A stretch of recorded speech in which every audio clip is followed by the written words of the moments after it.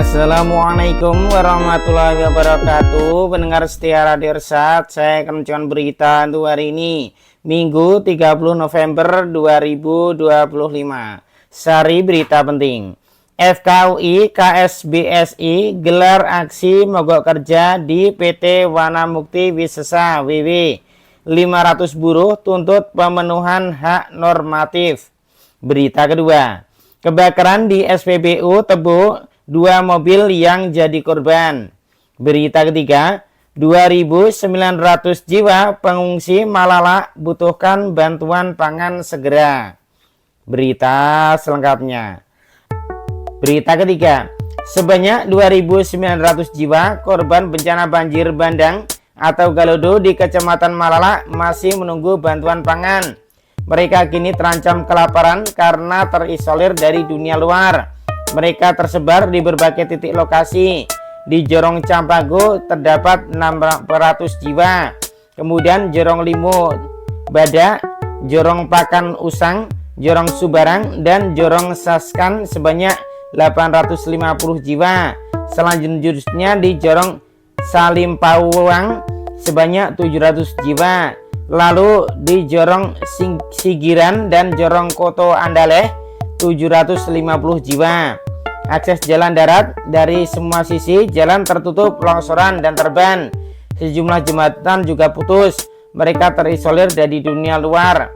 Camat Malala Ulya Satar mengatakan dia sudah berkoordinasi dengan Wabub Sumbar Vasco Rusaimi.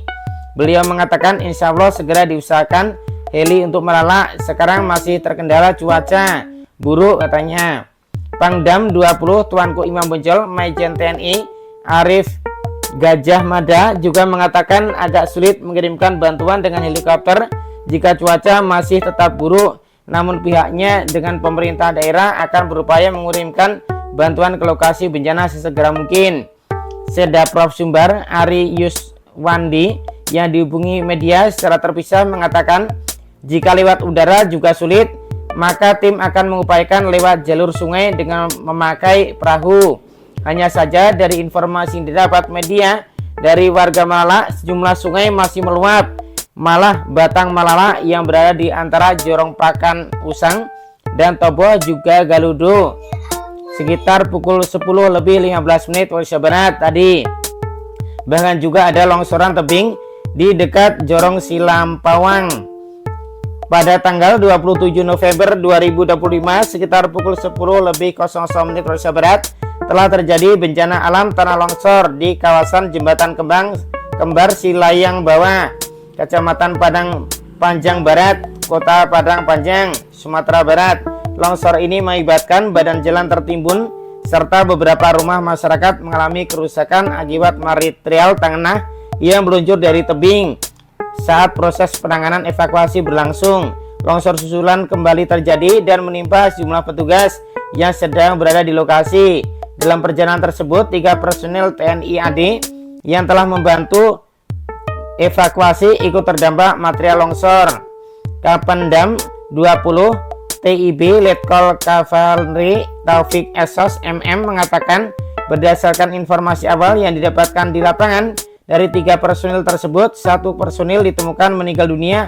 Dia adalah Serda Robi, Babinsa Koramil 10, Koto Kodim 0307, Tanah Datar. Jasad Serda Robi telah berhasil dievakuasi, sedangkan 2 personil lainnya dari Subdempom 25 _5 Padang Panjang saat ini masih dinyatakan hilang kontak. Keduanya Pelda Yudi Gusnadi dan Perada Yeni Marpaung.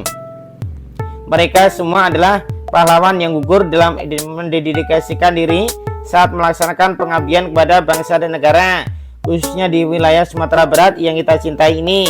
Mari kita berdoa bersama semoga bencana ini segera berakhir, kata Kapendam. Tim gabungan terdiri dari TNI, Polri, BPBD, Basarnas, relawan, serta pemerintah daerah saat ini masih terus melanjutkan pencarian terhadap 2 personil yang hilang dan korban lainnya yang juga belum ditemukan.